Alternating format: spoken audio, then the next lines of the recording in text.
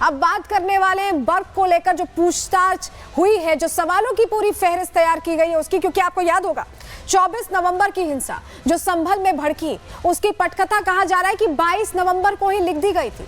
जियाउर रहमान बर्क भड़काऊ भाषण देने पहुंचे थे। उनके भड़काऊ भाषण का यह असर हुआ कि लोग उनकी बातों में आकर हिंसा करने लगे और इस कदर हिंसा हुई कि कुछ जानें भी चली गईं और उसी भड़काऊ बयान पर अब जवाब देना पड़ रहा है जियाउर रहमान बर्क को। एसआईटी ने पूछताछ के लिए बुलाया था क्योंकि जो सदर है जफर अली, जो जामा मस्जिद का सदर है, उसने बड़े खुलासे किए। कई बयान उनके सामने आए जिससे सीधा सीधा इस पूरे मामले में बर्क सवालों के घेरे में आता है और यही वजह है कि लंबी फहरिस्त सवालों की तैयार एसआईटी की तरफ से की गई थी और पूछताछ की गई है। चलिए सबसे पहले आपको जरा तस्वीर दिखा देते हैं क्योंकि संभल में एसआईटी जांच धीरे धीरे आगे बढ़ रही है। 24 नवंबर की जो 2.5 घंटे की हिंसा थी उस पर हर चीज यहाँ खंगाली विस्तार से जारी है। ये तस्वीर देखिए, घर से जब निकले थे संभल के सांसद जियाउर रहमान बर्क, ये उस वक्त की तस्वीर है और ये पूछताछ के लिए इन्हें बुलाया गया था, उसके लिए ये पहुंचे थे।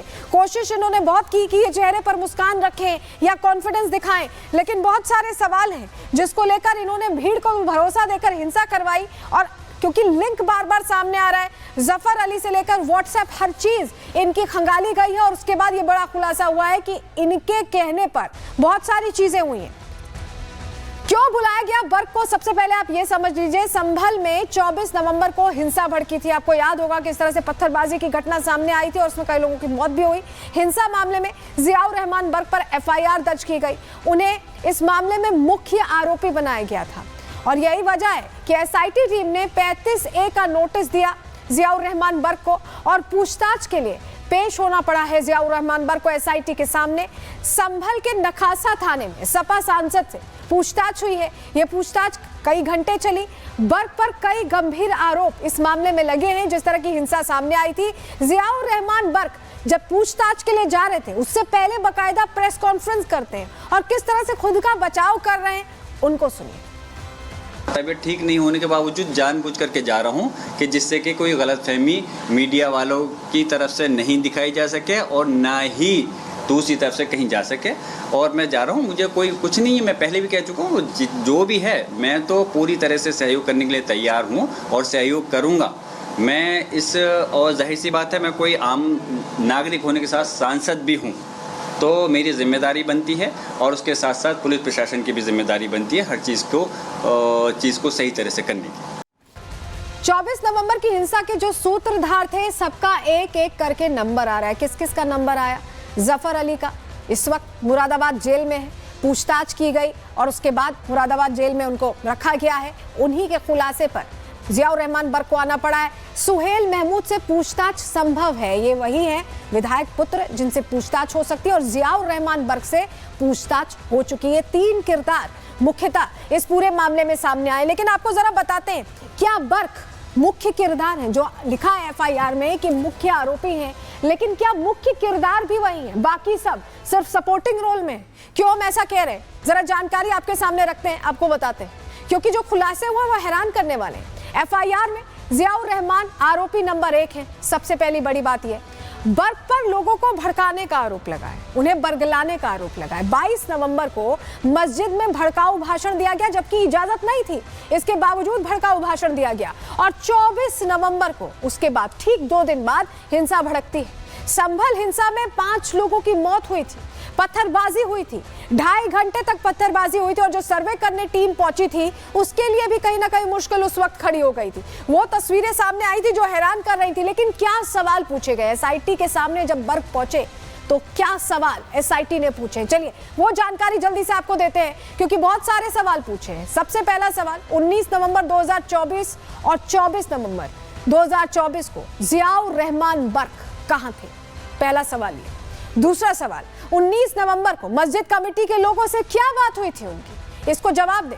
सदर जफर अली से उनकी कितनी बार, कितनी देर बात हुई थी, क्योंकि यही कन्वर्सेशन में झोल पाया गया है। यही बोला है सदर ने कि उन्होंने ही बोला था। सदर जफर अली को उन्होंने क्या बोला था ये भी पूछा है, क्योंकि सदर जफर अली का कहना है कि उसने जो कुछ भी किया वो जियाउर रहमान बर्क के कहने पे किया। जफर अली का दावा, आपके कहने पर भीड़ जुटाई, ये बात कही गई। और क्या आपने फोन पर भीड़ इकट्ठा करने के लिए जफर अली को कहा था, ये प्रश्न भी पूछा एसआईटी ने। क्या आपने सर्वे को हर हाल में रोकने को कहा था? यह सवाल पूछा गया। जफर अली के अलावा सर्वे को लेकर किस किस से बात हुई है? क्या जफर अली अकेला था या कोई और भी थे जिनसे बातचीत चल रही थी? आपको 24 नवंबर की हिंसा की जानकारी आखिर कैसे मिली? जियाउर रहमान बर्क से ये सवाल पूछे गए सूत्रों के हवाले से ये अहम जानकारी हम आपको दे रहे हैं। और बड़ी बात यह कि इन तमाम सवालों का जवाब क्या सही तरीके पर दे पाए हैं जियाउर रहमान बर्क? क्या एसआईटी उन्हें फिर से बुला सकती है पूछताछ के लिए? तमाम सवाल है। हमारे सहयोगी साहिल की रिपोर्ट देखिए।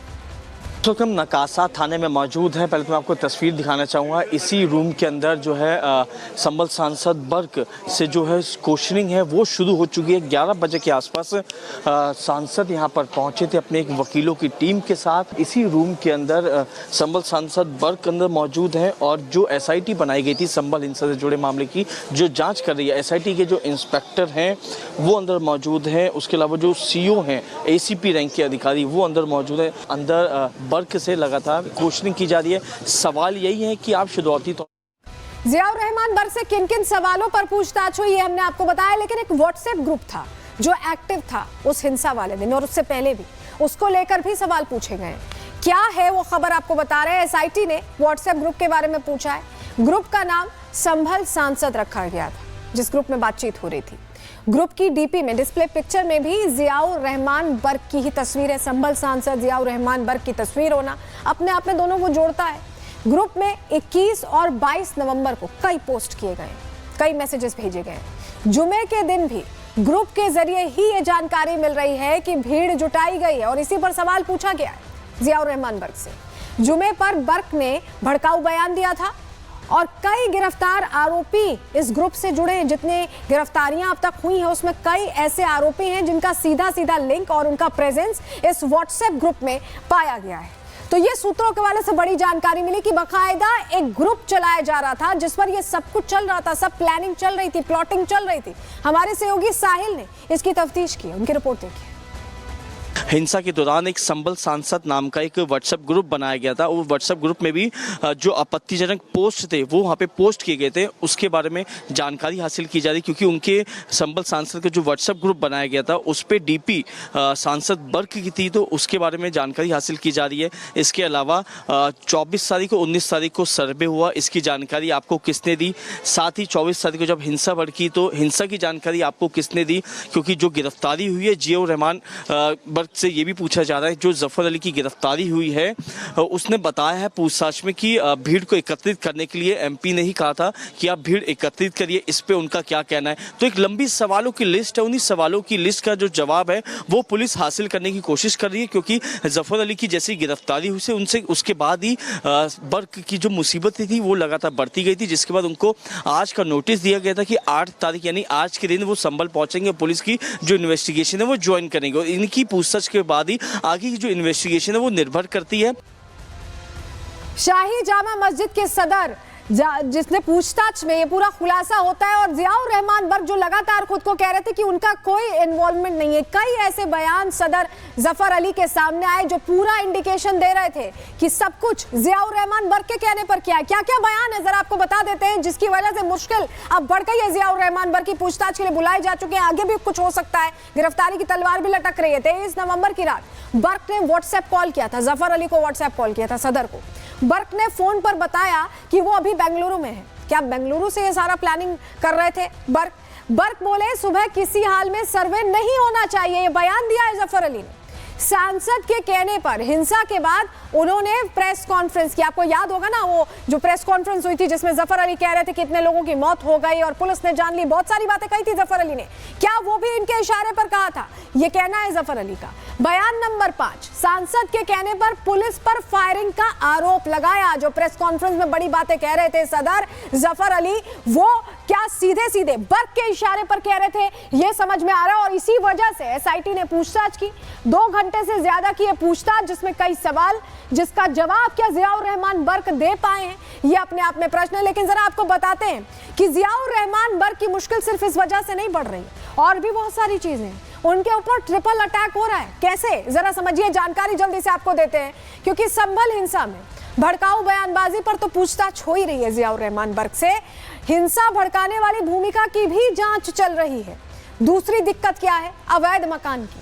अवैध निर्माण मामले में 15वीं बार नोटिस भेजा गया, 15 नोटिस। अवैध मकान मामले में उन्हें 15 अप्रैल को एसडीएम कोर्ट में सुनवाई होनी है, उन्हें पहुंचना होगा, बताना होगा। तीसरी दिक्कत क्या है, तीसरी मुश्किल क्या है जियाउर रहमान बर्क की? बिजली चोरी का पूरा मामला जो चल रहा है। घर की बिजली कटी हुई है, पिता ममलूकुर रहमान बर्क पर एफआईआर दर्ज है और 1.91 करोड़ का जुर्माना लगाया गया है। बिजली इस कदर चोरी की गई है जिसके बाद 1.91 करोड़ का जुर्माना लगाया गया है।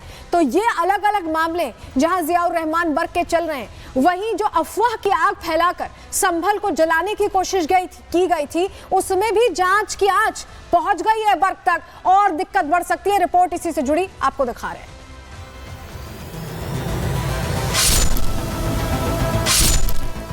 तबीयत ठीक नहीं होने के बावजूद जानबूझ करके जा रहा हूं कि जिससे कि कोई गलतफहमी मीडिया वालों की तरफ से नहीं दिखाई जा सके। सपराज में संभल ही नहीं, पूरे पश्चिमी यूपी में बर्क परिवार की तूती बोलती थी। संभल का हर फैसला बर्क परिवार ही लेता था। सरकारी विभाग से लेकर थानों की कार्रवाई में भी इस परिवार का पूरा दखल था। संभल में कई बार हिंसा की आग सुलगी, लेकिन दंगाइयों पर कभी एक्शन नहीं होता था। लेकिन सत्ता बदली तो संभल का भाग्य भी बदला। अब यहाँ सनातन के सबूत मिल रहे हैं, रामनवमी की शोभा यात्राएं निकल रही हैं और हिंसा भड़काने वालों पर शिकंजा भी कसा जा रहा है। 24 नवंबर को संभल को सुलगाने की साजिश रची गई। इलाके में अफवाह फैलाई गई, पत्थर और हथियारों के साथ भीड़ जुटाई गई, लेकिन प्रशासन की मुस्तैदी के चलते दंगाई अपने मंसूबे में कामयाब नहीं हो सके। उस दिन संभल में बड़ी साजिश रची गई थी और अब उस साजिश की कड़ियों को जोड़ा जा रहा है।